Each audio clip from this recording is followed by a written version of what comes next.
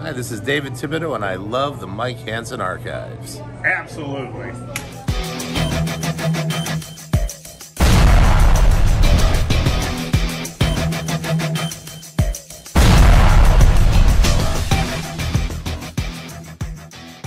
I love Mike Hanson Archives. Are you ready to run? Behind some neighbor tattles like the Nazis like, or the Stasi or whatever. That's a very important element to all of this, and we're seeing this now on many different types of issues. Yeah, well, that was the excuse. Where they encourage the excuse in the paper is that the people are asking for this, and you'll see Mr. Ellingson's lawn. There's no problem. He didn't even mess with it. He didn't change it. He didn't do anything to it. I drove by the day he faxed it to me two Thursdays ago, the day after he got it, like on July 17th I drove by. He got the notice on July 16th. And I literally fell out of my vehicle almost when I drove by on West 37th because it's right off there and there's no problem. And then you go by the council member's house, and I heard some other council members are even worse. We're going to go by those later, but I'm sure they'll have it all cut by then. And literally it looks like Tarzan lives there. You'll see swarming mosquitoes that were biting me and your producer, who did an excellent job. And then we were told by neighbors who had nice homes. This is a nice neighborhood that this council member lives in. Very, very pretty little neighborhood with, birds flying around and stuff. But it was like all the homes were nice and pretty except for the council member's home, and her rent house across the street had a tarp on the roof that the neighbors pointed out. 5 different sets of neighbors. Yeah, that's her property too. Look at it, a blue tarp. It's been there for a year, and there's bugs and mosquitoes flying out of there. That place is weird. And you'll be able to see the footage of it more in depth. And it just, I don't, and then these people will counter, we have to, there's laws. That's right, there's law. Now keep in mind, folks, what's important about this is the people that are mandating the laws, and supposedly, and I think there's some question to all this. Environmentalism is all about taking private property. I mean the establishment line of environmentalism, which isn't environmentalism. It's an excuse to usurp private property rights and make despotic inroads into private property. And now Clinton's having this hate speech summit, which is attack against the First Amendment. The Second Amendment's under siege. Well, let me just make this point, Alex. Yeah. And I think what's important about all this is this is actually a person's home that's supposedly on the surface dictating to the city manager and the staff what's going to be implemented. He's lived there since '47.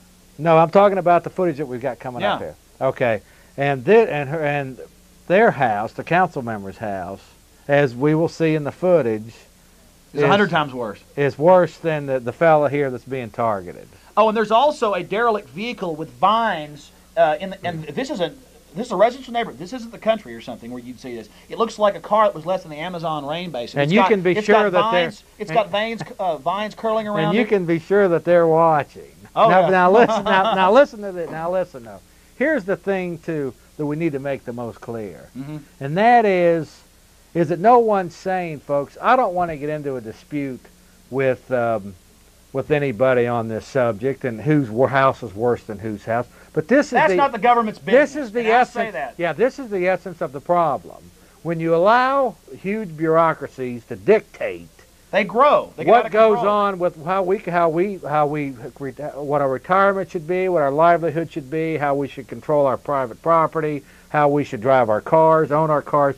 These are the problems, the hypocrisies, and the problems that you deal with when you allow this type of environment to thrive. But it's for our best interest. Yeah, it's always presented in Just like when Stalin marched 50 million peasant farmers who've been living good lives off their land, and 40 million of them starved to death and 10 million were killed in gulags, and the academia around here will still not really own up to it because they were all running around during Khrushchev's time, and Clinton was flying over to Russia in '67 and '68 for Communist Down with America victory summits. It was fine to protest the Vietnam War. I would have been against that war. But what's not good is that there's so much of the so-called intelligentsia in this country is just thinks it's okay to take people's private property because they know best.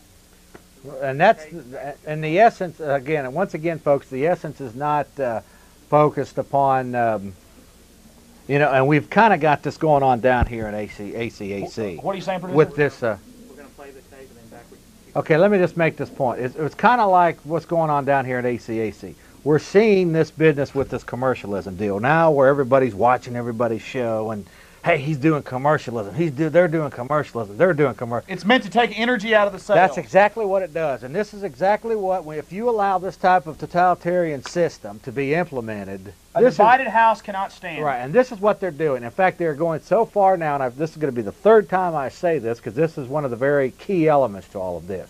They are now encouraging folks to go out and tattle on everybody, whether it be you see somebody throwing something out your window, whether their grass is too high, whether they're watering their grass, Water Waster Hotline, in the newspaper. Whether they owe income tax. Hold on. Ozone Action Day, and listen, I don't want to live in a city with bad emissions, but emissions are getting better because of catalytic converters. We're moving forward. Technology can either free us or destroy us. And I'm ready to move out of this weird industrialization. I'm ready to move into the information age with new clean burning systems and get rid of fossil fuels and have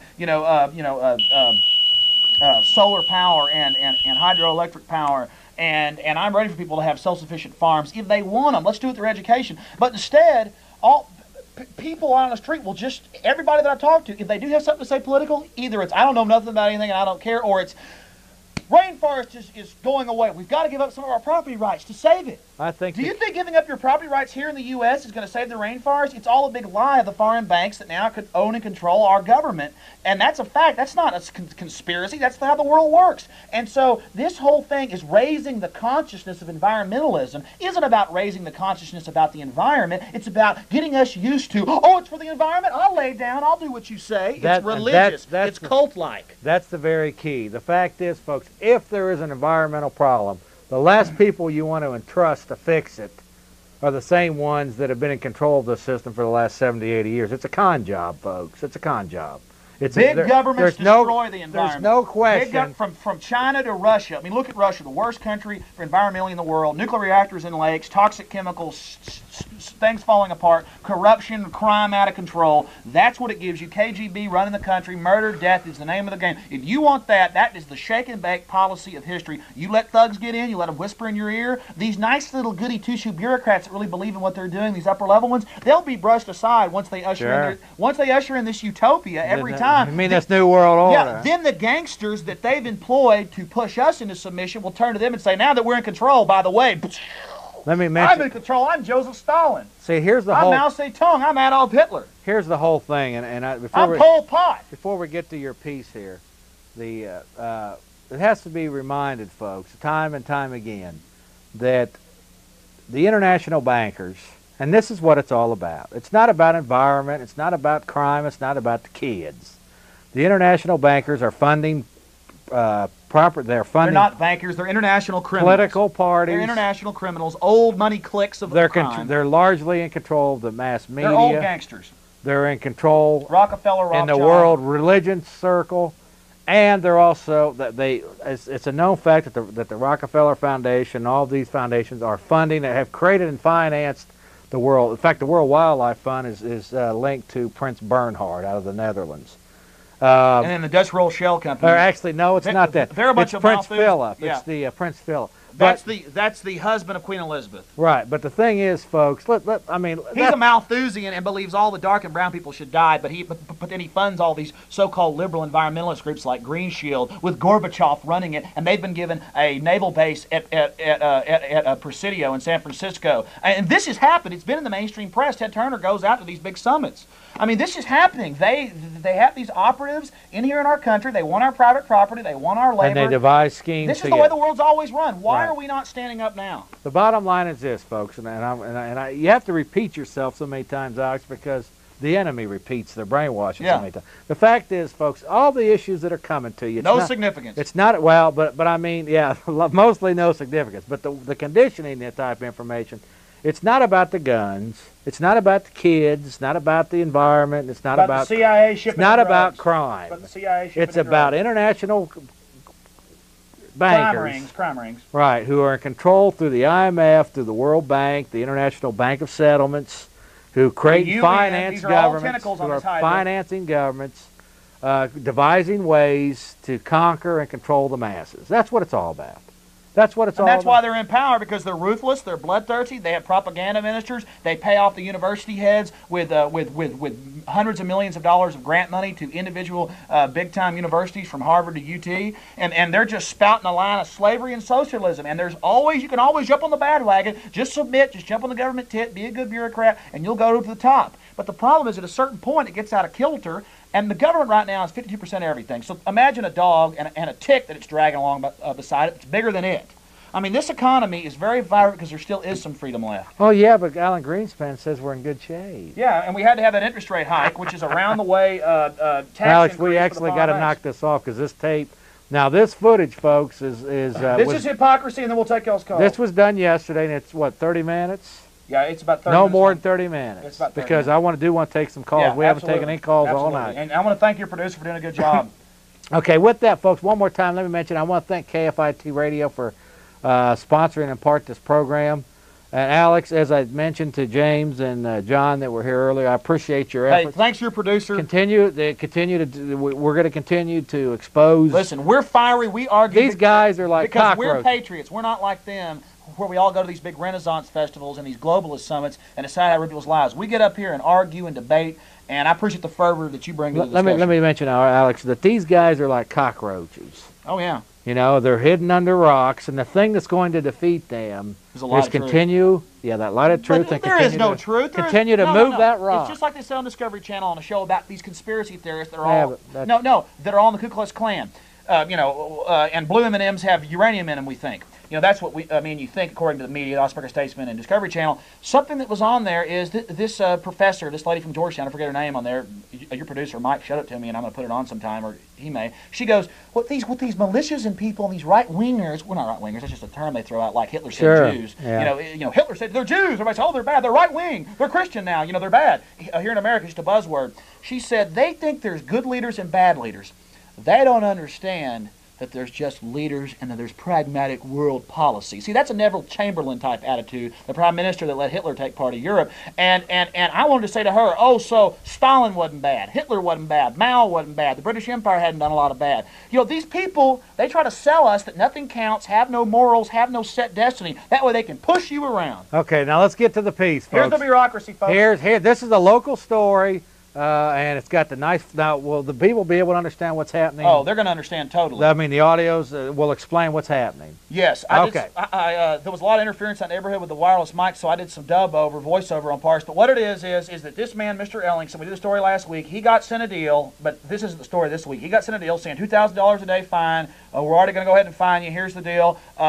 Remove objectionable material and mow your grass. Well, I went out there and he had uncut grass. It was like this high some places, this high some places. He hasn't watered it. He says this is 47. There's English ivy trees. It was a nice home. You'll see it in its condition a week and a half ago. Then we went out to the health department that same day and had walls falling over, weeds everywhere, even where the construction wasn't going on. They have some construction going on. Then we went out to a council member's home. We got a tip, and we're not going to tell you our name. And not that we can't, but we're just going to show you.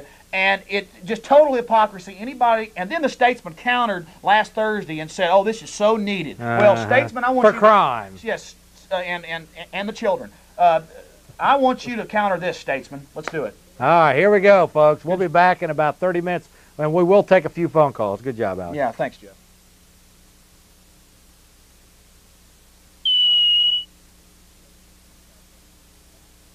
Story you're fixing to see over the next 25-30 minutes. That is the city health department. Now forget the construction you're seeing. Look at the weeds everywhere you look, from every sidewalk to every corner, 6-8 inches high, and in the back of the building a couple feet high. Absolutely ridiculous. And then we'll go film Mr. Ellington's house, the guy who's been threatened with $2,000 a day liens on his home if he doesn't cut his 3-inch grass, remove objectionable material, whatever that is, and then we'll show you a council member's house. So check it out, folks. Now, there's the council member. We won't mention him by name, but stay tuned for the rest of the program. I mean, and you can't even imagine. We'll show more in-depth footage. Mosquitoes swarming, standing water, tarps on roofs. This council member is in power right now. And I'm not attacking them. They just need to do something about it. And now, here is the man who's being harassed. Here's his evil property. So you've seen the health department, and then you saw the council member's place, and then there's the guy who's being harassed. Oh, isn't he horrible? And he's done nothing to his property. Look, there's the back. I mean, it's a well-painted, nice house on West 37th. Well, here's the rest of the story, folks. Speak out against evil now or submit in silence later. Yeah, but it's so fashionable not to speak out nowadays. It's so bourgeoisie or gauche. I'm Alex Jones, and the story you're about to see is real investigative reporting. Now, I guess it's up to people like myself and others to get out and do this kind of stuff. I guess the city and state governments are totally left unchecked by the media here in town, while there's never any investigative reporting that goes on. And this story is not vindictive. We have nothing against the council member. We have nothing against her. Our problem is that she needs to understand what it's like to have people come around her house and tell her she ought to do a better job. We're not going to tell you her name right out. There's a few hints in the story. And we're not going to tell you her address or where she lives. The mainstream media here in town, that is the main affiliates and things, haven't done any investigative reporting in a long time. And they need to. But you see, they've got an easy ride, plenty of advertisers, and no problem. So why should they stand up against big city government out of control? The story you're about to see is not vindictive, but it is a council member's home here in Austin, Texas. We won't tell you her name. We're not out to make her feel bad. We're out for a little wake-up call for the city council and let them see how it is to have people come unannounced for no reason and pry into their lives. But don't worry, we're not going to try to put a $2,000 fine a day on her house for her grass being uncut. Why? We're not even going to try to fine her, because we don't have the power, but we wouldn't anyways, for the 15, 20-foot vines that hang out of the trees and run across the ground and the broken down truck in her yard. And we also found out from the neighbors next door that she owns the rent house right across the street from her house with a tarp on the roof. And you'll see some footage of that. Yes, holes in the roof, a veritable jungle around the area. And there hasn't been any health department out there. That is the problem, is hypocrisy here in town. I'll also show you Mr. Ellingson's property. Mr. Ellingson did zero. He has 3-inch grass, English ivy growing on the trees, just like this council member does. But his house is at 1/10 as overgrown as hers. But this isn't the story. The story is this isn't the city's job to pry in people's life. And also, this Thursday, the Austin American Statesman did a story 3 days after, or less than 3 days after, we aired the original story about Mr. Ellingson being harassed by the City Health Department and Environmental Services Division. Less than 2 days after, they did a front-page article saying it was because of crime and high weeds, and the $2,000 a day fines must be levied against people's homes, and the liens against homes must be done. That's fine. They need to go out and check the council members' homes and put levies against their houses then. You see, folks, it's time that you give your council members a call. It's time you raise hell and say, deal with the murderers first, deal with the carjackers and the rapists and the fondlers before you go around harassing others. And then a little bit later, we'll show you some shots again of Mr. Ellingson's home, and you'll just be shocked to see the difference between his home and then this council member's home. Holes in roofs, tarps on her property, and then the house she lives in across the street, it looks like Tarzan's fixing to come swinging through the trees in any second. So, again, this is not vindictive. This is us trying to wake people up in Austin to see that there's double standards. I mean, what is the deal here? If you go down and you check out the Health Department and Environmental Services on 15th Waller Street, I heard they cleaned it up now, but when we went down that Sunday before Monday when we did the story, there was falling down walls, there was 6-foot weeds, there was 6-inch grass everywhere, trash, cigarette butts, fire ant beds. I'm not down there harassing them. I'm just going and showing you the fact. I'm not levying fines on the people that work there, not even trying to, like they do to normal citizens. And then to see the paper jump in and defend them and make up lies for them and say sewage, children, crime goes up, East Austin. See, all these little buzzwords, folks, that's what it's all about, getting you off target, making excuses for hypocrisy. That is the essence of hypocrisy and bureaucracy out of control. And also the neighbors came up to us when we went out to this council member's neighborhood, and they said over and over, yeah, we don't know, we have nothing against her, but that's ridiculous. Her rent house across the street that she rents out has a blue tarp on the roof, and we'll show you a cut of that, and it looks like a jungle, can't even see the front door. Criminals could hide in there, just like the Statesman said, last Thursday. And then you actually see her home, and it's just atrocious, and there are mosquitoes flying around everywhere. But I'm not I say leave her alone. Let the council member live her life. Council member, when you hear about this, please understand we're not attacking you. We're not being vindictive. Please, repeat, please call the health department and tell them to get off people's back. Make sure there's not cockroaches in our food at restaurants. Make sure that things like that are being done. Stop, but I understand you want to shake people down, health department. There's a lot of money in these $2,000 a day fines and liens on houses. You've taken quite a few houses, haven't you? Especially from older Americans who are sometimes a little, not too sharp. Yeah, that's your policy, isn't it? Making people clean up creeks and in subdivisions behind their homes that they don't even own. Yeah, like my grandparents. That's real nice. And the story you're about to see is real investigative reporting. Now, I guess it's up to people like myself and others to get out and do this kind of stuff. I guess the city and state governments are totally left unchecked by the media here in town, while there's never any investigative reporting that goes on. And this story is not vindictive. We have nothing against the council member. We have nothing against her. Filmed it last Sunday, and it played that Monday, and then the Austin American Statesman countered it. A story about the health department harassing Mr. Ellingson. He had 3-inch grass. He was a bad person.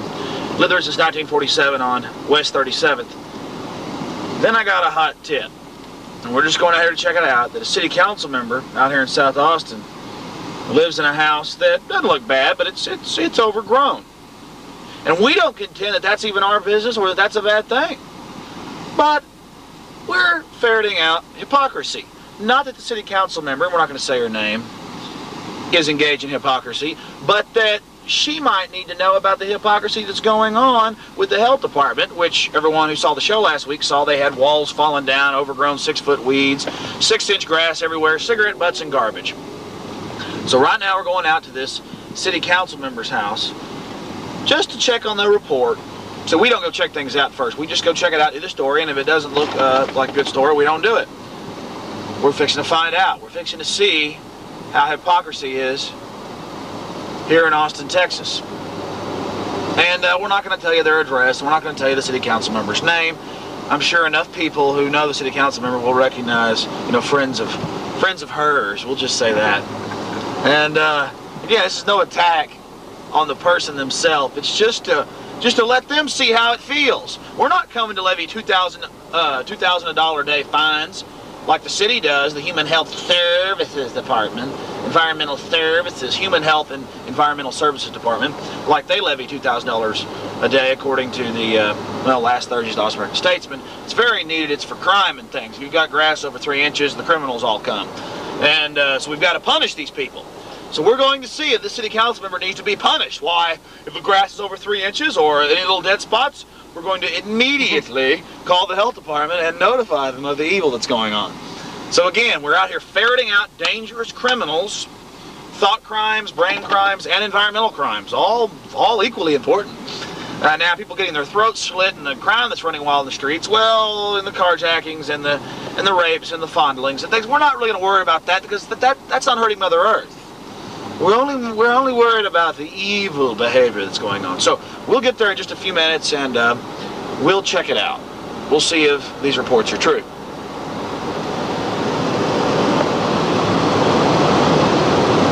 Here we are at a council member's house, home. No. Here we are at a council member's house, home, down here in Austin. And I'm not going to tell you their address or who they are, but you ought to see how overgrown their house is. I mean, this is just ridiculous. Very nice little neighborhood over there, I will tell you. But it's just crazy. We'll just wait till you see how overgrown it is. Hell, look at that house. That's more overgrown. Look, that's not the council member's house, but look, that's more overgrown than Mr. Ellingson's. It's crazy. I think it makes me the maddest is how the paper countered with that story. We came out and did a story about Mr. Ellingson being harassed by the health department and environmental services, and 2 days later there was a front page thing on the health department saying how wonderful they are, stopping crime, sewage, and helping the children in East Austin. Why, everything health department did it.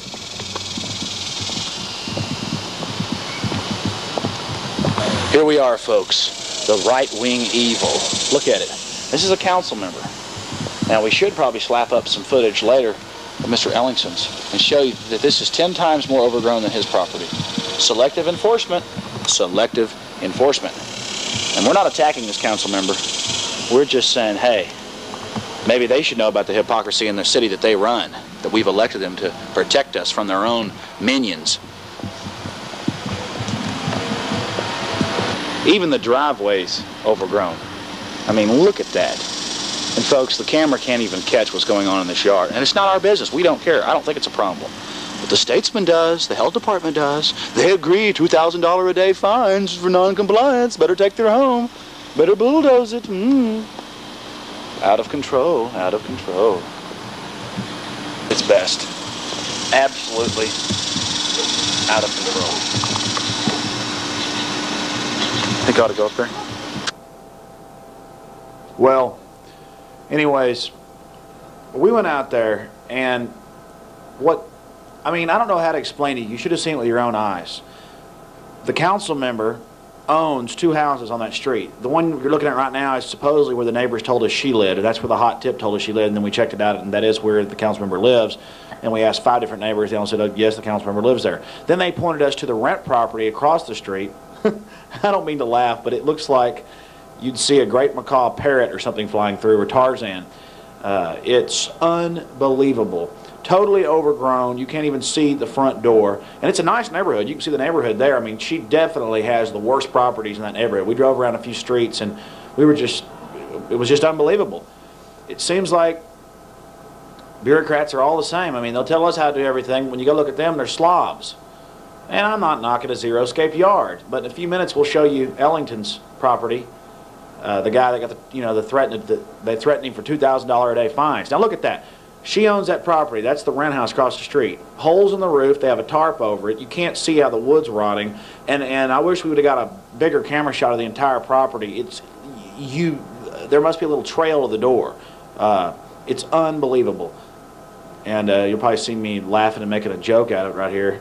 But I mean, and I'm saying leave her alone. Leave the council member alone. But if this doesn't make us act, if this doesn't make us, now there's her actual property where she lives, and the camera just does not catch it.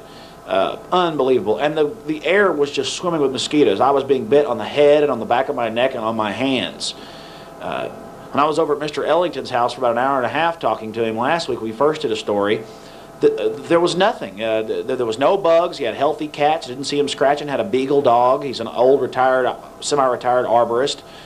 I mean, so, you know, I try to make jokes out of it and make it to where we can handle it, but really it's scary. And then to see the All-American Statesman, you know, 2 days after we did the story Monday, on Thursday, because we did it Monday night, so really that's 2 business days, come out with a front page story on the cover saying, tall weeds cause crime, you know, East Austin, all these buzzwords. No, it's $2,000 a day, folks. They love it. They're making tons of money out of this. Squeezing people with environmental services. To tell you the truth, it's not good for the environment to, there's one of the vehicles that's parked there. You might want to, and you can guess who the council member is. We're allowed to say who the council member is, but I'm not going to get into that game. But again, there's the rental property across the street, the neighbors told us, and the other property is where she lives. And again, they have a rotting roof. Why, that's a health hazard. Standing water, just like there was lots of standing water, just like the letter that Mr. Ellington got, said remove objectionable material. Well, what's that? I don't know. Whatever they want it to be, I guess. But we'll show you some cuts of Mr. Ellington's property. Now, this is a normal, what most of the houses look like in the neighborhood.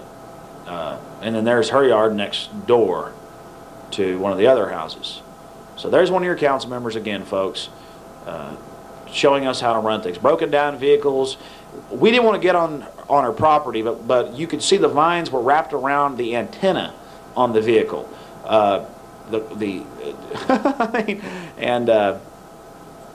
Anyways, I don't know. You just, and again, don't you attack me, Alex Jones, for what I'm sitting here doing. I'm not trying to cause a bunch of trouble for this person. I'm saying they're running our city and they're going around harassing people, and it's just hypocrisy, man. Ellington. And then people called the show last week and called my radio show too and said, oh, you know, we got to cut that grass. It's for the, you know, hurting, crime, bugs, breeding. And I'm like, he had 3-inch grass. Oh, the city wouldn't do it unless it was needed. Well, all right then.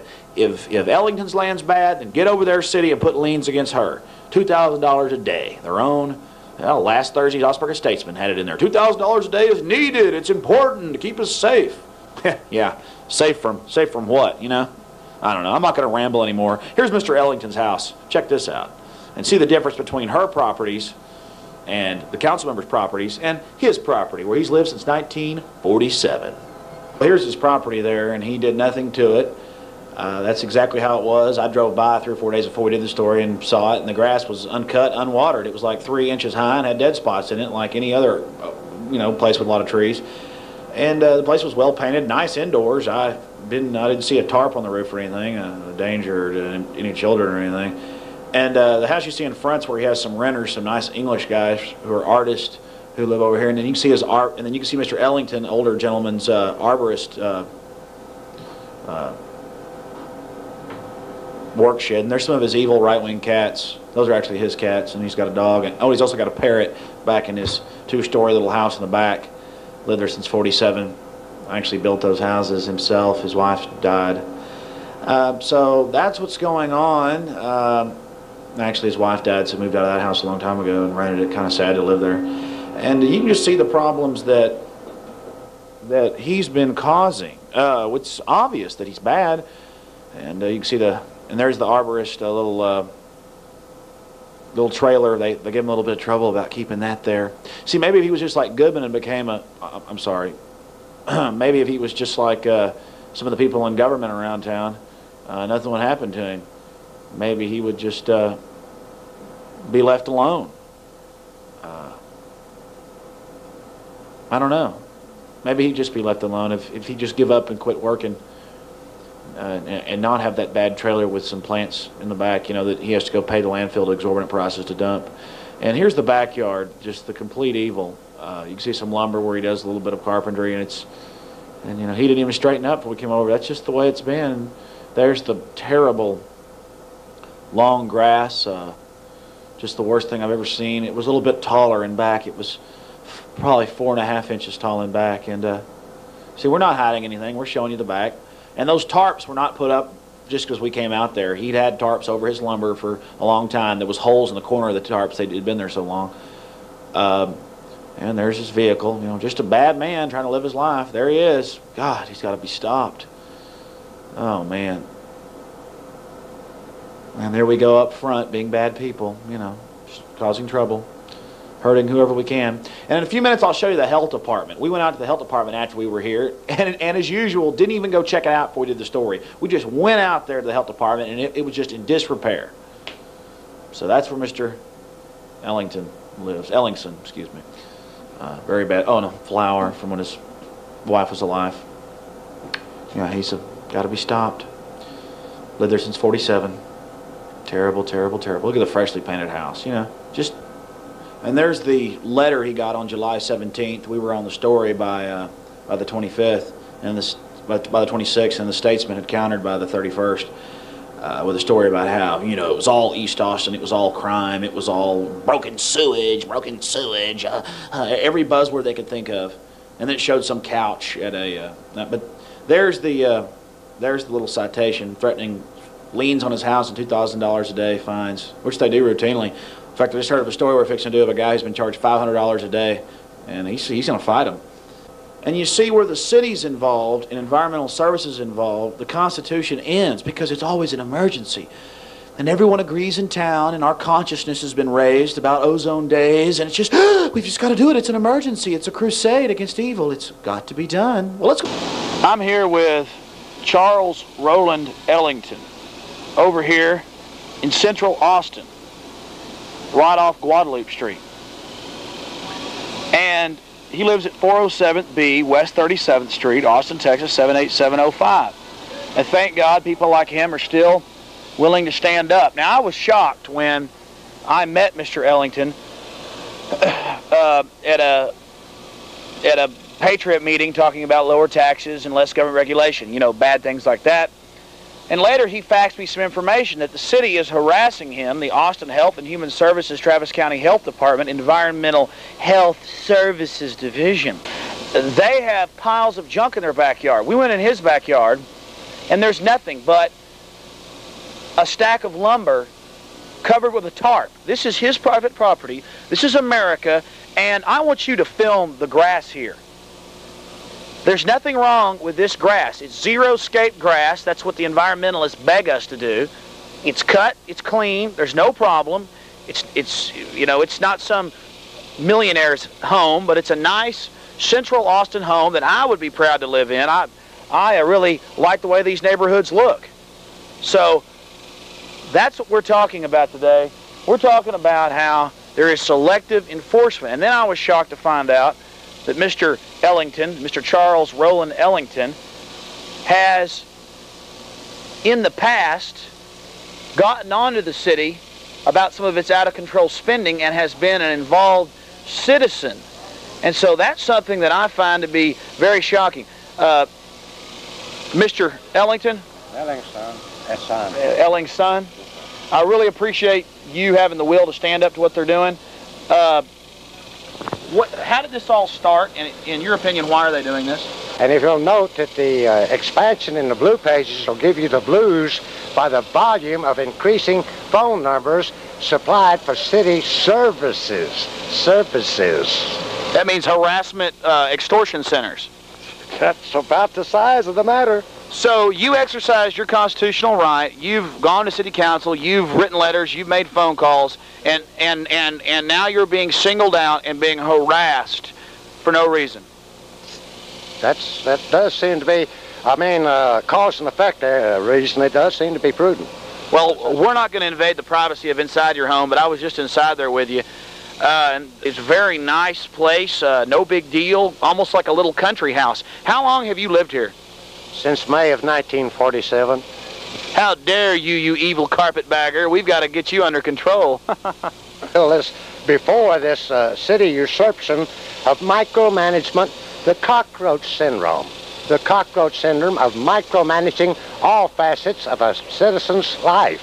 And that's not American. That is un-American. Well, how dare you be a hard-working arborist and a person that's engaged in other... I mean, that's just... How dare you? A bourgeois member. A member of the bourgeoisie. That's right.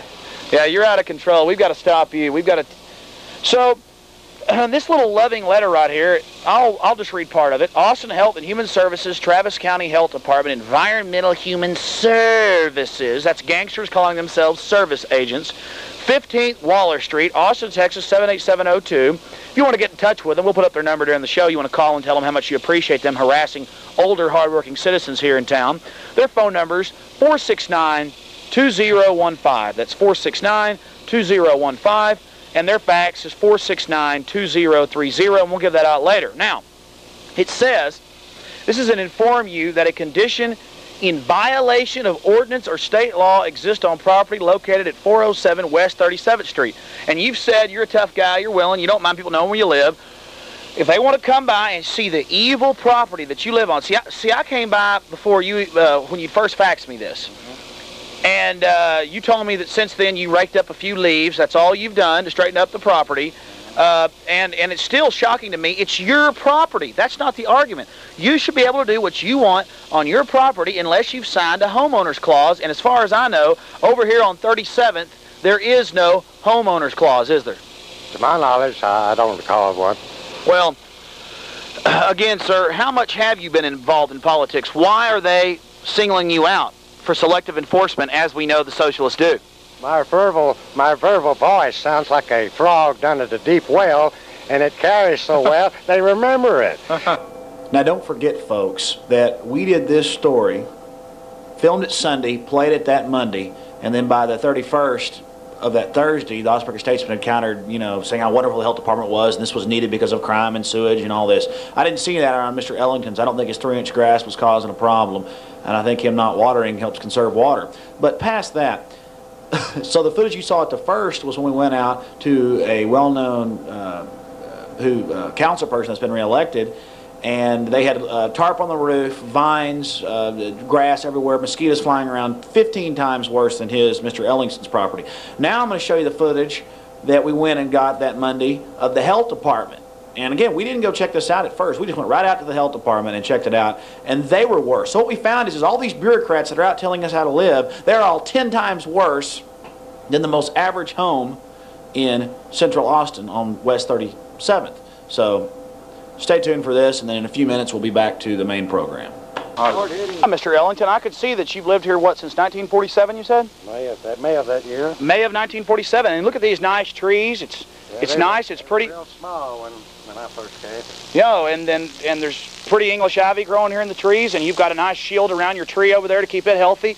Boy, you're a right-winger. And I saw your pretty little cats earlier. I could see why the city really, really wants to get its hands on this property like they've done countless others. Make a parking lot out of it, perhaps. Oh, yeah, or, get some rent from a good liberal lawyer or something. Yes, wouldn't that be nice of them? Something loving.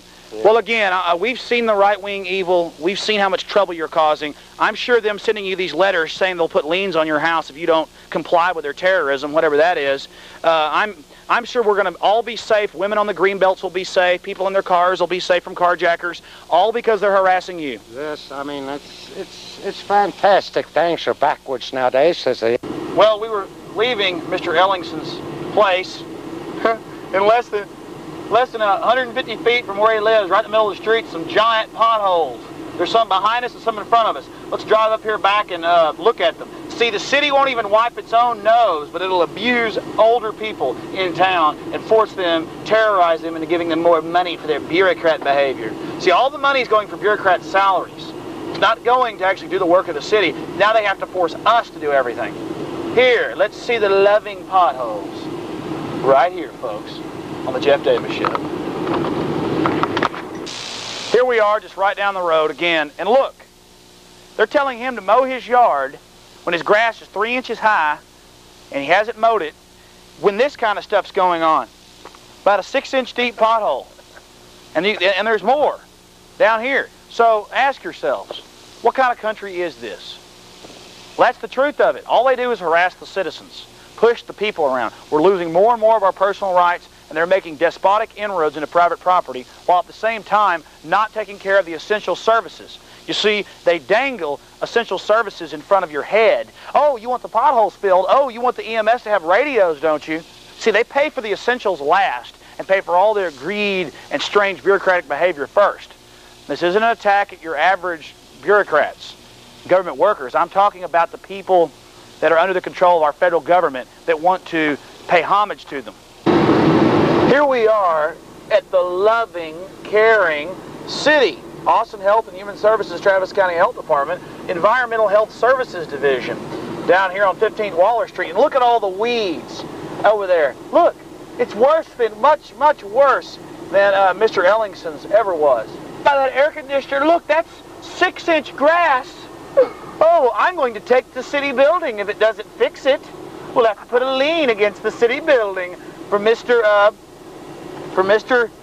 Charles Ellingson. Oh, and look at that tree. Look at those weeds right here, producer. Oh, my gosh. Oh, this is just the worst. Oh, my gosh. Now, folks, I know this seems really stupid, doesn't it? What is the big deal about weeds growing? Much less on somebody's private property. Oh, yes, the city's being well taken care of. Look how nice the city buildings are. Boy.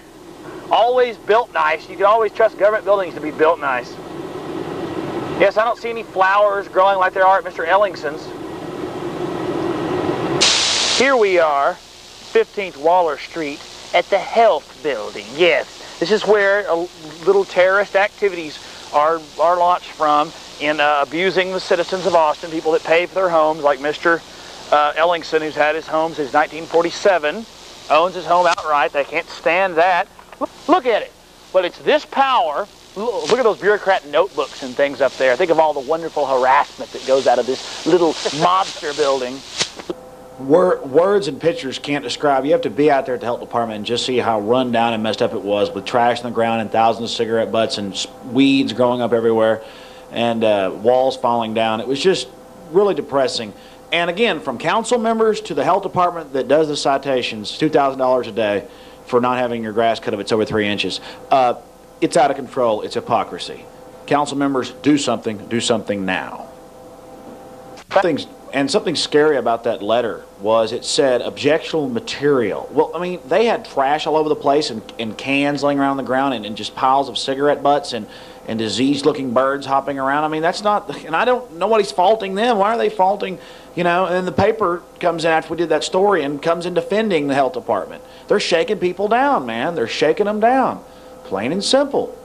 Just to recap, there's Ellingson's house, and there's the council member's house, and now here's the health department. Total hypocrisy, and the health department's too big to show it all to you. It just was all the way. Hello, Austin, Texas. We're back, and Jeff's got something else important to say. Yeah. Well, y'all just saw it. I did my best job on that with your producer, and that's kind of a melding with last week's story and this week's story. The statesman counters, so we go out and attack one of their precious city council members who had tarps in their homes, mosquitoes swarming the air, you could see it, and vines in a rent property, you know, with a tarp on the top. I want to just mention one thing here, folks. This was handed to me about 15 minutes ago. I actually can't find the piece here real quick. However, folks, what it is... I'll find it for you. Okay, you go ahead and find it. The Truckers Magazine. It's the... go ahead and find it. Okay. But anyway, I want to just mention, first off, Alex, I appreciate your work on it. You bet. Thank your producer, too. Secondly, folks, let me just mention, I want to thank my sponsor, KFIT Radio, for sponsoring the part of the program. And this is it right here. Okay, here we go. Now, I want to just mention this here real quick. Now, this is something we've been talking about. Now, you can comment on it. This is the, can we get a close-up of this real quick here? This is the July 97 issue of Truckers Magazine. Trucker News. Truckers News. And it's, you know, it's for truckers and this kind of thing. Now, on page... 59. Okay, well, let me switch it over here to page 59. Now, here it is, folks. This is something we've been talking about. Now, this is presented as good. Look at this, Alex. New technology enables quicker, more efficient transfer of information between truck and terminal. Now, here it is, folks. Let's get a close-up of this. This is something we've been talking about for a long time now. Now, keep in mind, with the piece that we just showed, this relates to the piece that we just showed with the hypocrisy and allowing bureaucrats to dictate how we control our lives, you know, how they perceive that we should control our lives. This is a new system that we've been talking about on this program for at least the last 2 years. It's called Smart Highways. Now, this is what, about a 9-page article? Yeah, there's one article, one point in here. Let me go ahead. Let me just go ahead. But this is presented to us as good, folks. Now, the key to understanding this is if we allow them, and Alex, you can comment on this, but if we allow them the opportunity to dictate to us how we spend our retirements, like they do with Social Security. You can only work so many hours when you get. And now they're talking about going after the pension funds for our best interests. Yeah, they've been such good stewards of the Social Security fund, rating it and blowing it out. Now they want to run more. Let me just make. They want private pension funds. If we allow them the opportunity to control our retirements, to control our properties, as we just saw in that last segment, for our best interest, they track our financial transactions with the IRS through smart cards, and now our mobility through busing, high-speed rail, and smart highway. 3 pieces ago, me and your producer showed the telephoto cameras they're putting up all over Mopac and 35. Now, do you not think, folks, that they will take this technology and accelerate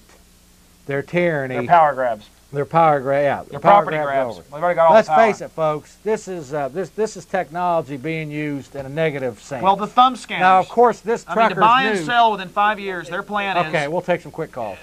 I mean, within 5 years, thumb scanning. I wanted to just bring that up because, you can see where we're going. We never heard about thumb scanning in the news, did we? They just did it. A federally mandated program. Our state did it. This story scan us like criminals. This story actually implies that it's in our best interest. Definitions that are very important. Okay, we'll get to this next week a little bit more. This actually was given to me just a few. Okay, take some calls. Okay, let's go ahead and take a few. I appreciate that, Steve. Okay, let's go ahead and take some calls here, and we'll see what's on your all's mind here. Hello, caller. Hello. Hello. Hi, Jeff. First want to say I really have to enjoy your show. Can you hear me? Well, maybe we won't You have take to punch some the calls. There you go. Hello, caller. Yeah. Hi, ma'am. Yeah. I live over by Travis State School. You remember that? You know, they shut it down and they're like doing nothing over there.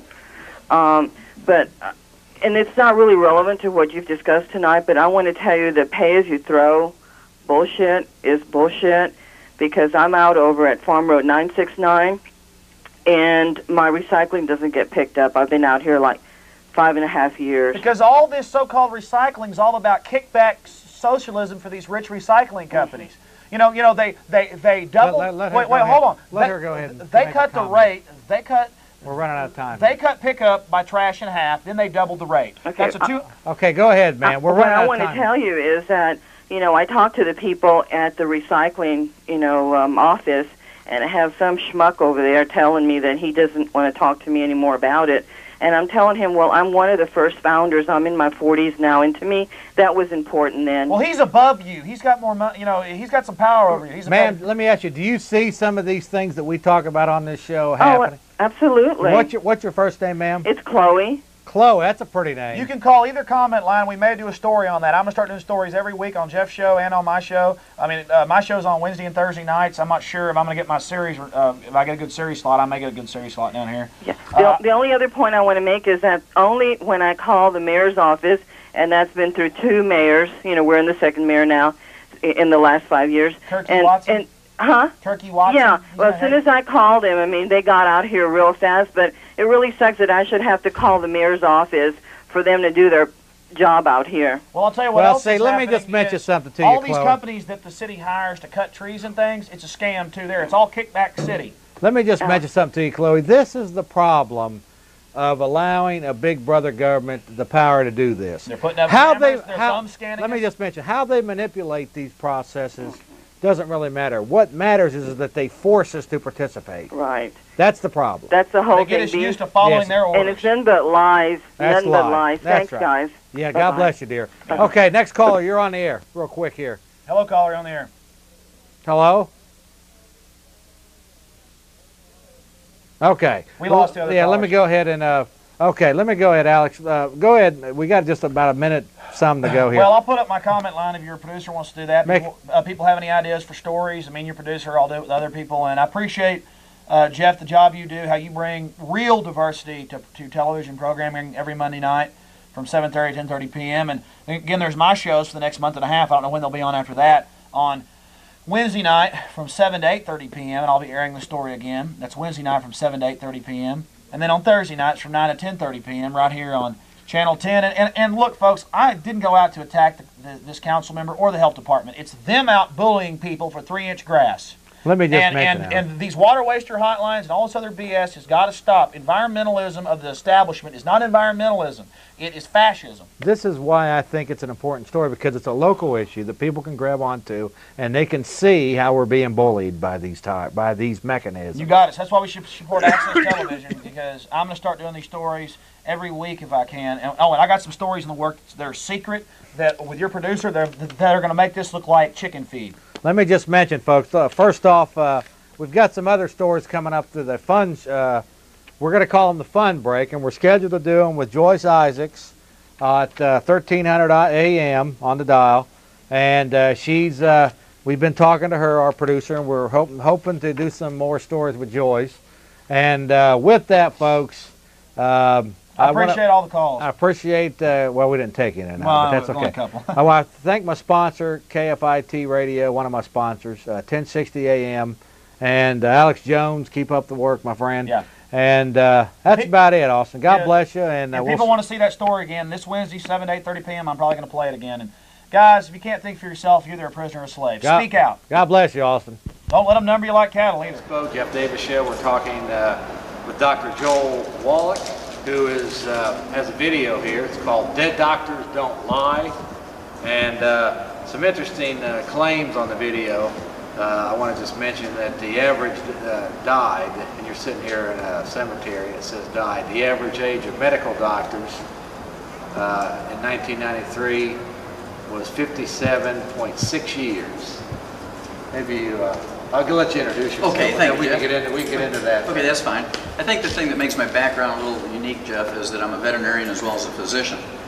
And growing up on a farm in Missouri, I recognized we were going to a lot of trouble for our calves, giving them vitamins and minerals and trace minerals in their pellets. And as a family, we eat out of the same fields, eat the same corn, soybeans, and carrots and whatnot, and we didn't give ourselves the same vitamins and minerals and trace minerals. When I'd ask my dad, I'd say, hey, Tops, how come you give all the calves the vitamins and minerals and trace minerals? We eat out of the same fields, and they're only around for 9 months, and we want to live to be 100, and we don't get the same vitamins and minerals and trace minerals. And he'd say, shut up, boy. You're getting farm fresh food, fresh air, free exercise. Don't ask complicated questions. But when I got into vet school, I recognized that the reason why we give animals vitamins and minerals and trace minerals is because we don't have insurance for them. And if we were to use a human healthcare type of system for animals, it'd be sticker shock for your hamburger. It cost you $275 a pound. And I started looking into the health questions even before I got into medical school myself. And so the criteria, the question I had to ask myself was, well, who knows the most about health? It should be doctors. So I started looking at doctors' health and their longevity, and it was very disappointing. The average American lives to be 75.5, and no matter whose statistics you look at, the worst is 58, the best is 70. There's no statistic that shows that doctors live as long as the average American. So I started investigating why, and the biggest reason that doctors die, other than fast cars and airplanes and drugs, is that they don't supplement with vitamins and minerals and trace minerals. Even the average American will take vitamin C or vitamin E, 85% do. Take Tums for calcium something. Doctors don't do that as a group, but they're a great control group because as a group they do not take supplements, and as a result they don't live as long as the average American.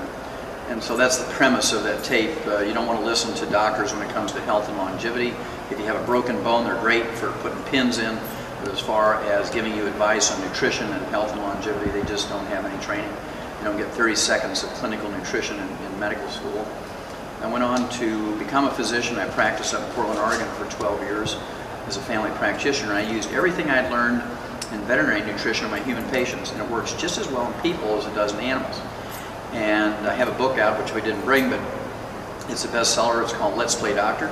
It teaches people how to use vitamins and minerals and trace minerals to treat and reverse over 400 diseases. And the most famous formula of those 400 formulas I call Dr. Wallach's pig arthritis formula. And not that there's any pigs in it, but because it was designed to prevent and cure arthritis in pigs. It works just like a charm in human beings.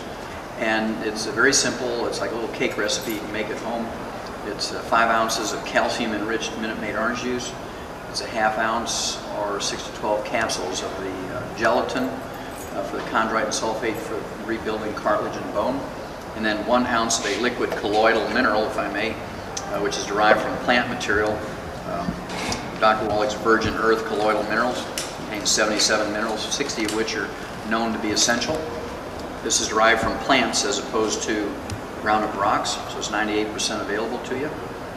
And then 1 ounce of a liquid multiple, known as Dr. Wallach's Virgin Earth Ultimate, contains 112 nutrients. And you mix these 4 basic ingredients together, you get 7½ ounces mix, which you want to take for breakfast. You keep the whole 7½ ounces for dinner time. And that's known as Dr. Wallach's pig arthritis formula. It actually rebuilds your cartilage and bones in your joints, knees, feet, hands, shoulders, hips. Even if you're 70, 80, I know you're a young man, you think you're immortal now, but as you get older and you start falling apart, you need this stuff. So there's, how long have you been delving into this time? Since 1958. Since 1958, and of course I have a tape out that sold 22 million tapes. It's called Dead Doctors Don't Lie. It's an audio cassette tape. The video hasn't quite sold that many, but 22 million of the audio cassettes, Dead Doctors Don't Lie. And it's just been, I guess, the most listened to nutritional lecture in the history of the world. What's your basic claim well, I'm saying here looking at your video, you're not claiming, of course, that, or well, what are you claiming that like you show osteoporosis, diabetes, cancer? Well, basically what I'm saying, Jeff, is that you cannot get everything you need from your 4 food groups. Right. That sentence has probably killed more Americans than all the foreign enemies put together. You cannot get everything you need from your 4 food groups. grains, vegetables, fruits, and nuts can take carbon dioxide out of the air and manufacture vitamins. Vitamin C, B vitamins, folic acid, vitamin A, because they're carbon chains. Plants take the carbon dioxide out of the air, use the sun's energy, photosynthesis, and manufacture vitamins. But plants cannot manufacture minerals. We need 90 essential nutrients, 60 of the 90 are minerals, 2/3 are minerals, and we're assuming that we can get everything we need from our 4 food groups because the medical profession has taught the public that. Well, minerals never ever, even in the best of times, in the good old days, occurred in a uniform blanket around the crust of the earth. Minerals always occur in veins, kind of like chocolate ripple ice cream, and it's worse than a throw of the dice. You're more likely to win $1 million every day for 30 days in a row in Vegas from one-armed bandits than you are to get your 60 essential minerals every day by eating your 4 food groups. It's just not going to happen. Osteoporosis is a deficiency of calcium and magnesium and sulfur and other minerals. You get degenerative arthritis, wear and tear arthritis. Osteoarthritis is just osteoporosis of the joint ends of the bones. Diabetes is a deficiency of things like chromium and vanadium, 2 trace minerals. 85% of all diabetics are deficient in chromium and vanadium. You can actually get people off of insulin in about 2 to 3 months by supplementing it with a colloidal form of chromium and vanadium.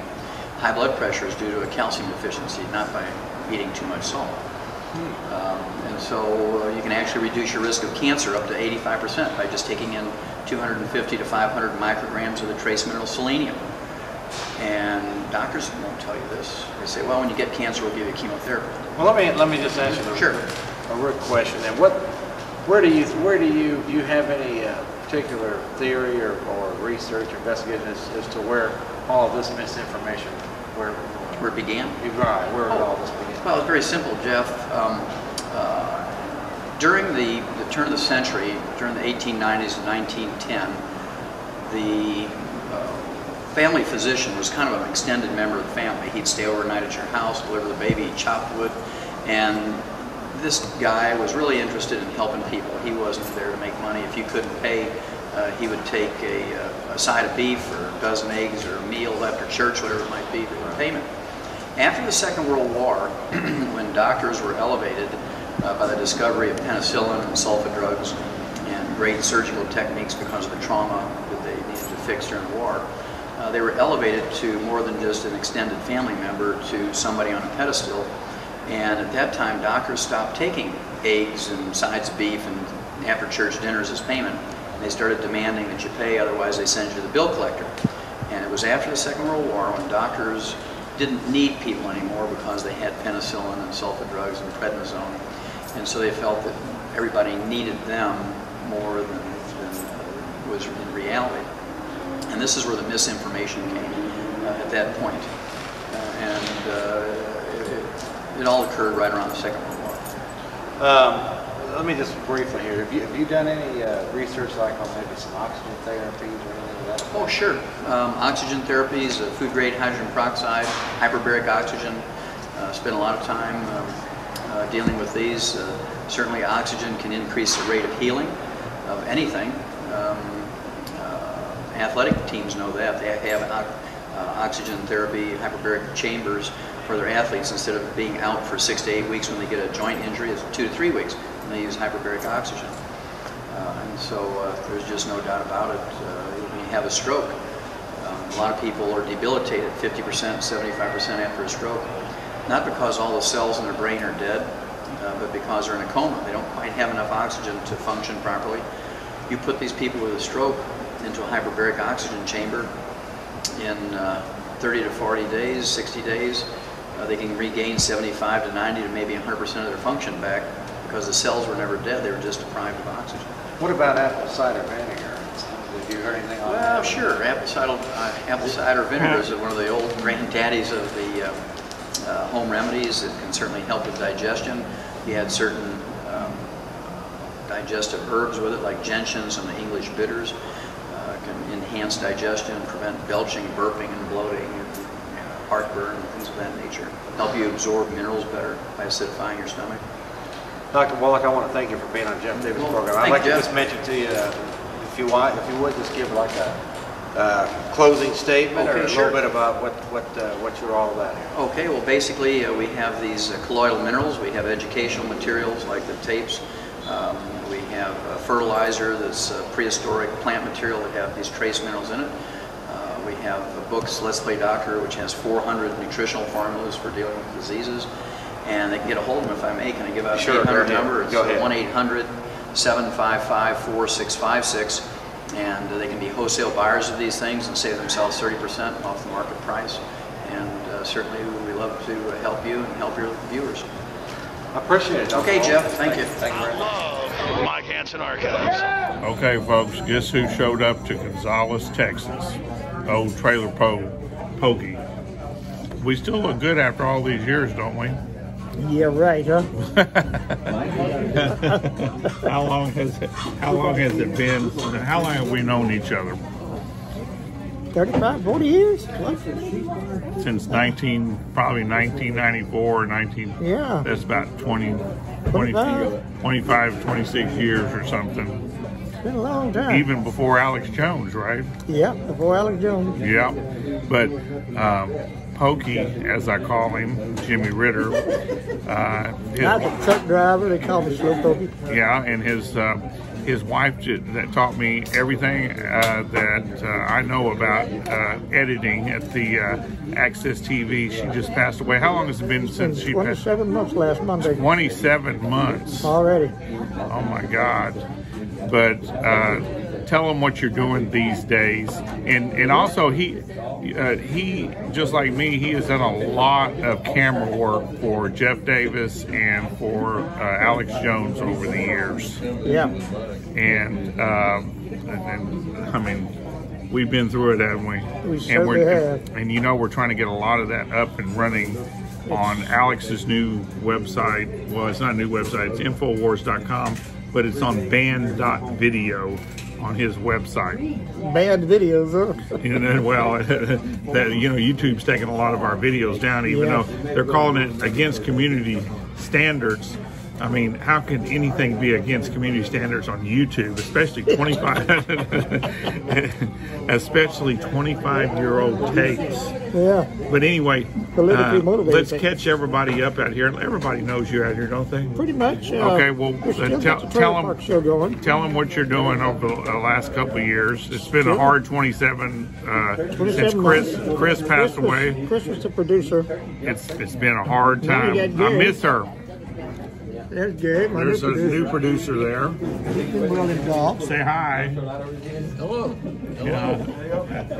But you come down here to get some. I've been picking you some tapes. I found some. I'm overwhelmed with these tapes out here, but I found some of your home movies. Not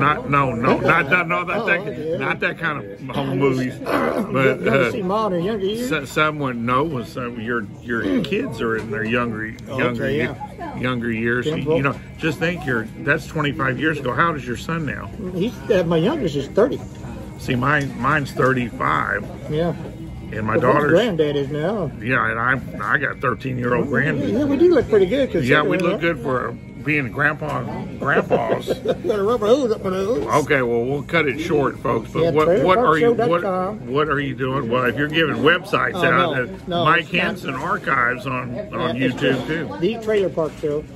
Okay. We're still doing that. What are you doing now? You said you're moving. You're going to leave Austin. Going to leave Austin. It costs too much money. I don't blame you there. And down without mom. I hate to leave Austin, but I'm going to go down with some more family members down by New Braunfels.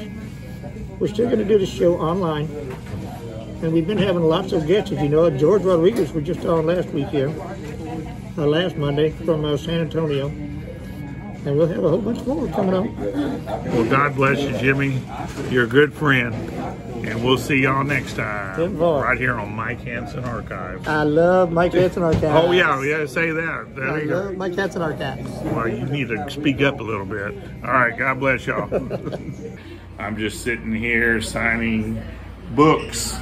We are getting some really nice people. We just had a lady call named Jane, and we called her back, and we're sending the book out right now. I just got through talking to Jane on the phone. Yeah, and I don't hear the phones ringing. If you would like to help support this channel, as a lot of y'all know, I snuck into Bohemian Grove with Alex. He asked me to do it, and I wrote a book telling you, and Alex even has a chapter in here, and it's very good. Even if you have one already, buy another one. We need the support here. It costs us $600 to $800 a week to try to fund this channel. So if you'd like to write us, our address is P.O. Box 481, Gonzales, Texas, 78629. Now, if you want to call the beautiful secretaries, and I don't hear any phones ringing. You have any ringing in there? Not yet. Uh-oh. It's 830-672-3089. Now, if you call in the daytime, she's probably going to answer the phone. But if you call at night, we'll call you back within 24 hours, I hope, unless it's on the weekend. You're probably going to be lazing around somewhere else. But anyway, give us a call here, folks. 830-672-3089. We'll send you a signed copy. Also, if you're technical, you know, it's went over my head many years ago. Right below me, there's something called Venmo. V-E-N-M-O. You can donate to us right there, and that's really going to be a help.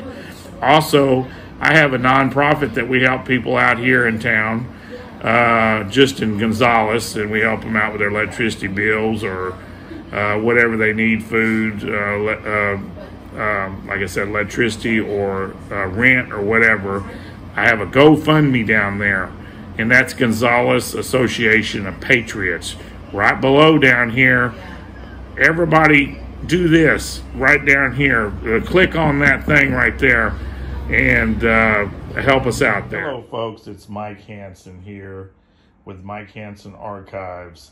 Please take a moment to watch this short video about my nonprofit, Gonzales Association of Patriots.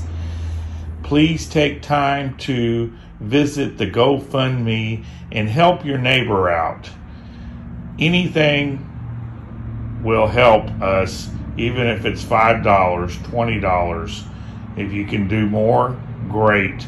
But if you knew how desperate some of these people were, people that are a lot less fortunate than we are, they really need help here in Gonzales, Texas, and we're really trying to do that for them. So take a few minutes here to watch this video about our nonprofit, and please visit our GoFundMe and donate what you can. We really appreciate it, and thanks a lot, and God bless. Because I know you need help with your food and everything else. So that's from the Gonzales Association of Patriots. We always try to do something good for somebody every single month. We try. I love you, Mike. I love everybody.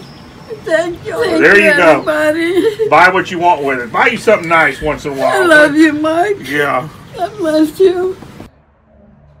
Well, hello, folks. It's Mike Hanson here. And I'd like to tell you a little bit about our nonprofit organization here in Gonzales, Texas. It's Gonzales Association of Patriots.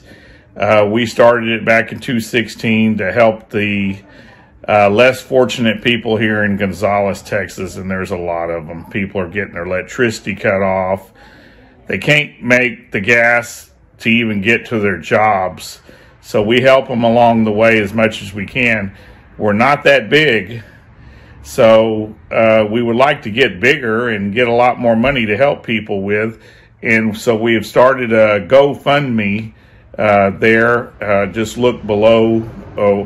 Just look below here, and you'll see the GoFundMe. And here's a couple people that we have helped lately, and hopefully it will move you to give a little bit to our organization, Gonzales Association of Patriots. Hello, folks. It's Mike Hanson here with Gonzales Association of Patriots. What we do here on this organization is we help people that are less fortunate here in Gonzales. And what was your name, ma'am? Lauren. Lauren, you have fallen on some hard times, and I hate to hear that. Tell us what the city, they cut your electricity off, then they want to charge you more deposits. We put you up in the motel for a couple days or a week while it's been really, really cold, and we're gonna give you gas money to try to get some more help. But folks, we have a GoFundMe. If you look right here on the screen and look below this video, go to the GoFundMe if you'd like to help Lauren. How much do you owe on your electricity bill? I mean, it's getting up there. It's like $350, but this is the third time in a month and a half that I've had to pay a deposit. So I paid 3 deposits in a month and a half and almost $1,800 in lights. And you're living without electricity right now. Yes. And we would like to help you. We're down to a couple $100s ourselves in our fund. And if anybody out there, if just 10 of y'all would donate $100, boy, that would be $1,000 we could help you. Lauren, you're from Gonzales. We help people from Gonzales. We have helped you just about as much as our fund's running out.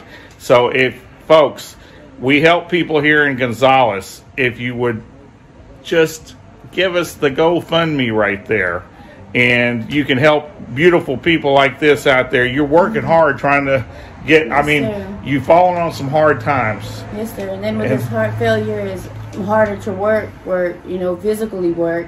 So it's a lot harder. Well, we're going to try to get you by right now and give you a little gas money. We're secretary. There's Miss Cammie. Give her check from the Gonzales Association of Patriots. Let me show them. It's a legitimate association, and we've had it for about 4 years now, and we help people out. He's a great guy. Yeah. All right. Well, God bless you. Thank you. Everybody help this lady out. Put it in GoFundMe, and we'll get with you to help you with your electricity bill. All right. God bless y'all out there. Thank you. People donate money to us, and that's how we get this money. Thank you. So if anybody wants to know more about our organization, we're here in Gonzales, Texas at P.O. Box 481. Thank y'all very much, and God bless everybody that helps people around that are in need. God bless y'all. Remember, folks, this is not like other things like the Salvation Army and the Red Cross. 100% of what we take in goes back into helping the people. We don't take salaries. We just find the needy people and try to get them to a better place. We give them a hand up is what we do. All righty. Thanks a lot, and God bless. It's Mike Hanson here. Please help us where you can.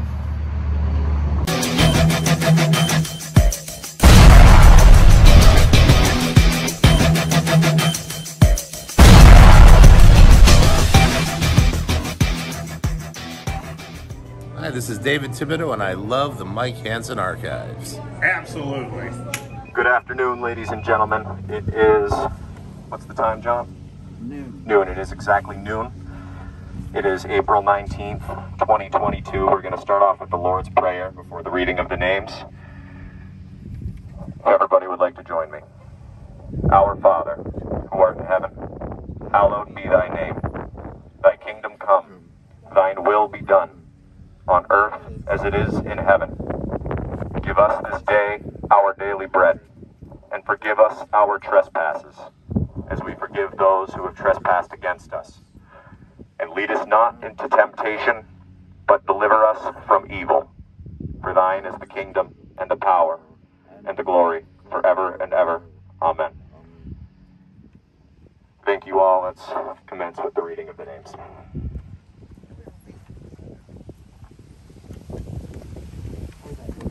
Can somebody hold this book open? Thanks, brother. those who died on February 28, 1993. Winston Blake, Peter Gent, Peter Hipsman, Perry Jones, Michael Schroeder, J. Dean Wendell, Catherine Andrade.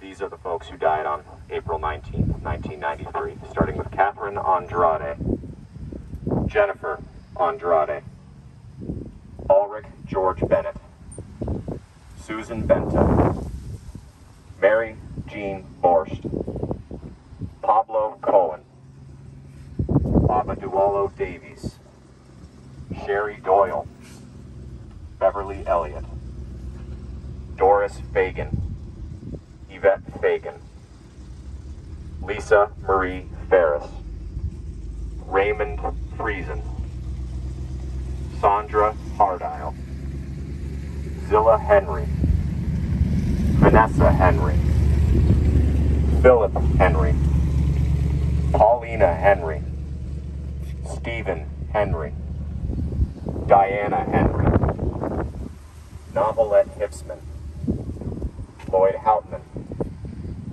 Sherry Jewell, David Jones, David Koresh,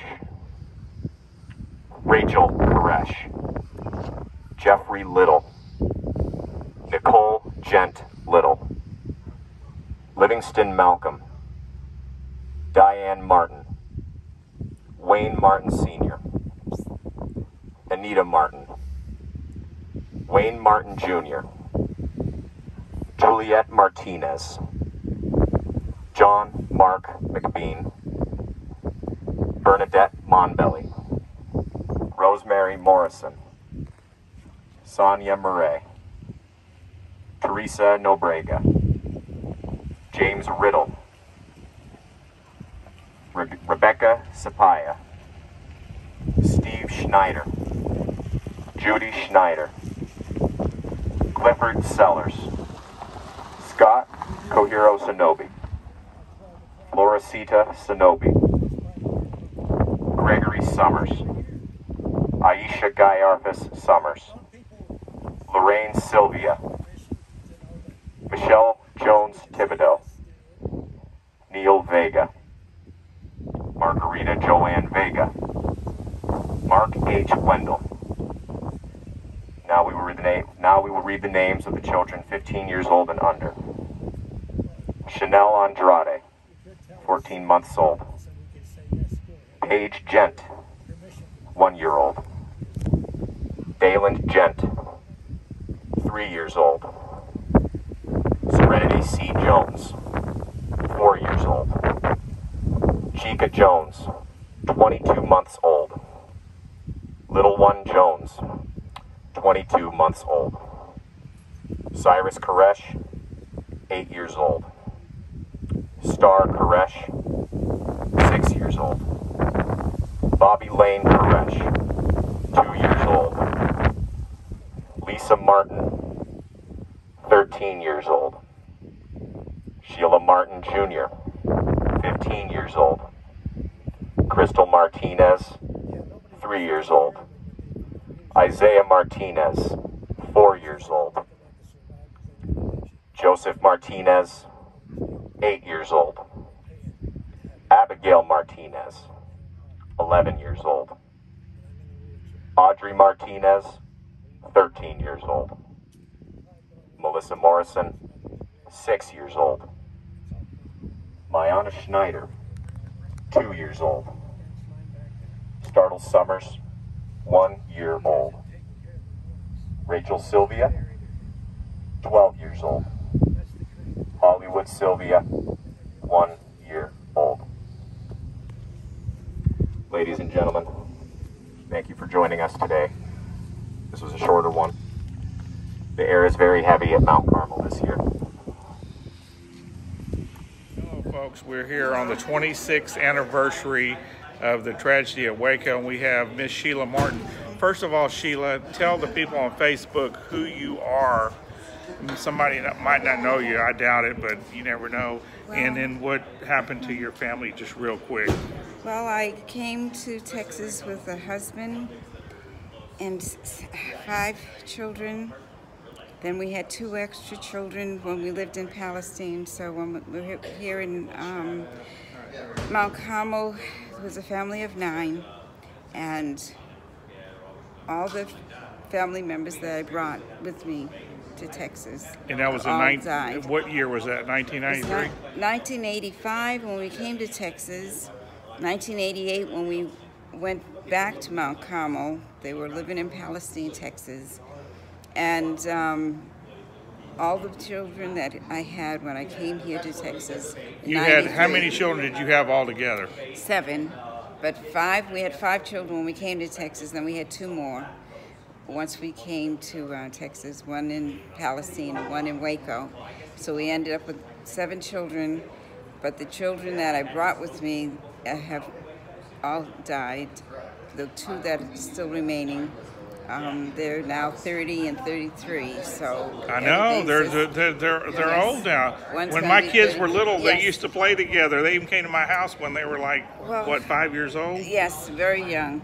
And so as it turns out, every year you keep remembering the experiences that you went through all through these years, and you hoped for this time to still have all your children, still have your husband, because we're all still young enough to still be alive and still live and be healthy. And when you look back and you keep seeing things going smaller and smaller and less people, and you realize how long things have gone, but you keep your faith, you keep your hope, you keep your trust in God and in religion, and that's the only way you can live through all the things that have happened and all the situations that we're just very sad of. So you lost your husband, Wayne Martin, and he was a lawyer, right? Yes, a lawyer and a law librarian at the University of North Carolina and Central. 4 children, or 5? 4 children the 5, but almost 5 years to the day. My handicapped son, little Jamie, he died. So by the time the 5th anniversary came, 5 of the children died. One thing I wanted to ask you this year real quick is, I've been thinking about it a lot. Do you feel that everybody has got the truth out about what happened at Mount Carmel? No, no, I don't. And do you feel that you had any kind of justice, or do you leave that in the hands of God? Well, I leave it in the hands of God to provide and to reward us later. Right now, there are things that we all are facing. Our age, that we have no jobs or less, we need to think about how we're going to live, and the government has never really compensated us or made a way for us, and yet we thank God for all that He has done for us and the people who have been in our lives and who have provided patience and strength and monetary ways and food, everything. God is. I don't know how you've made it all these years. I think that always when people call me and say, "Oh, what can I do for the Branch Davidians?" I say, "Well, you give Sheila some money, buy her book, help Clive, do whatever y'all can do to help," because I really think that y'all were violated and no justice. Nobody's ever been. Has anybody ever been indicted for what they've done to your family? No. They said that they couldn't, have in any way blame the government, because we were people who looked like we went against the government, and we were. And when I called to Walmart and I called to the Red Cross, they were told that we were people who were civil disobedient, and we can't be helped. Well, I can't believe that. Knowing y'all all these years, I cannot. Y'all are the most mild and meekest people that I've ever met in my life. I'm not a Branch Davidian, but I love y'all to death. Well, we knew that the Bible says to love your enemies, to do good to those who do things bad to us. So we kept that in our heart. David told us that we are not to be angry at the people because they were just doing what their boss told them. We should recognize that they had no hope, they had no understanding of what was going on. So we had to have a much better spirit, and we're very glad we did, because then people could see that there was no anger in us and just the spirit and love of God. Is there anything on the 26th anniversary, is there anything you want to tell the people out there, and then we got to go? Because I try to keep these at 10 minutes. Oh, no. Yeah. I want people to not give up, no matter what they see, whatever situation they're in. There's a God that loves them and greater than they could ever imagine. There's a peace and the mercy of the angels watching over us day after day, moment after moment. And just don't give up, but rest in God and look forward to the better things that are getting ready to happen. Well, I love seeing you every year. So kind. And you never change. No, you're so beautiful kind. all the time. From the first time I seen you 25 years ago, you haven't changed. No, you're so kind. Thank you so much. I appreciate it. All right, well, God bless you. Thank you and very tell much. everybody on Facebook, bye. Okay, I got 3,500 friends, so you're talking to 3,500 people out there. Thank you so much. God bless y'all. Bye now.